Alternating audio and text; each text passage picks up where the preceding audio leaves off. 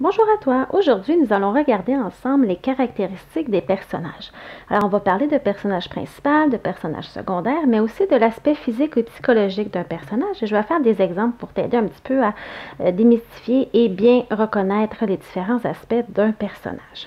Alors, ce qui est important de se rappeler du personnage principal, c'est la personne qui est centrale dans ton récit. Donc, ça peut être un humain, un animal, un objet, une créature imaginaire.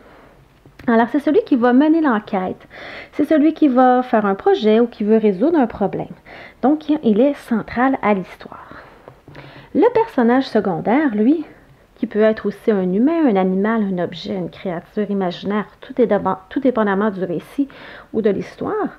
Alors, ce sont les autres personnages qui gravitent autour du personnage principal. Donc, parfois, il peut aider et parfois, il peut nuire au personnage principal. Donc, ça peut être un ami, ça peut être un ennemi dans l'histoire. Alors, c'est ce qui différencie les deux sortes de personnages que l'on peut retrouver dans l'histoire. Il arrive parfois que ton histoire a plus d'un personnage principal et qu'il arrive aussi qu'il y ait plusieurs personnages secondaires dans une histoire.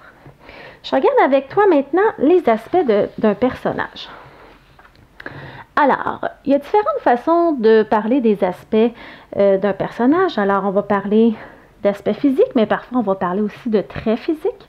Et il y a les aspects, l'aspect psychologique. Parfois on va dire sa personnalité, son trait de caractère. Alors je vais regarder qu'est-ce qui rentre dans chacune des catégories et après je vais faire un exemple avec toi parce que parfois on se mélange. Les aspects physiques, on peut les mélanger avec les traits de caractère, l'aspect psychologique et l'inverse aussi.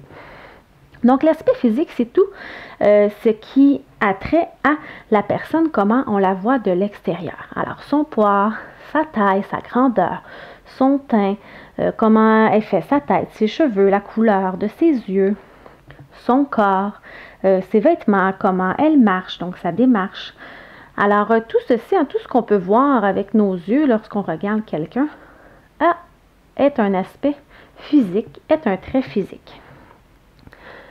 Alors, l'aspect psychologique, c'est différent. C'est plus le trait de caractère, la personnalité du personnage et c'est un peu comment elle est à l'intérieur, comment elle pense. On le voit un peu moins. On peut voir par ses actions, son aspect psychologique, son trait de caractère, mais c'est beaucoup moins évident à repérer. Alors, l'aspect psychologique ou le trait de caractère, ça va être la personnalité de la personne, ses qualités, ses défauts, quelles habitudes elle a, ses goûts, ce qu'elle aime pas. Son caractère, ses valeurs. Donc ça, c'est tout en lien avec l'aspect psychologique ou le trait de caractère. Alors justement, je vais te montrer avec un exemple comment bien différencier l'aspect physique et psychologique. C'est ce qui souvent nous amène à se tromper et là, on n'est pas dans la bonne catégorie lorsqu'on veut trouver les caractéristiques d'un personnage. Alors, j'ai ici mes deux catégories, mes deux aspects, l'aspect physique, psychologique. Et ici, j'ai 4 exemples. Alors, je vais relier avec le bon aspect les exemples qui sont là. Alors, on me dit la personne est gentille.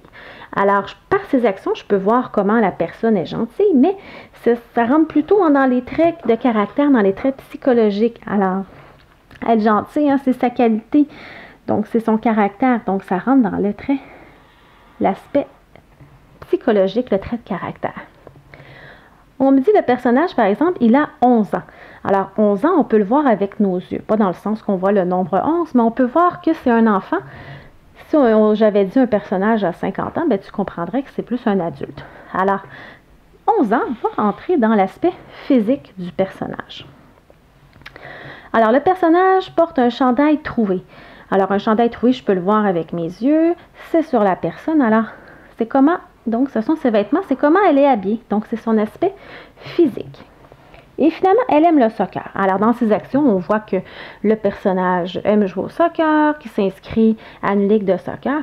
Mais ce n'est pas physique, c'est le côté psychologique. Donc, c'est un de ses goûts. Elle aime beaucoup le soccer. C'est quelque chose qui rentre dans l'aspect psychologique ou son trait de caractère.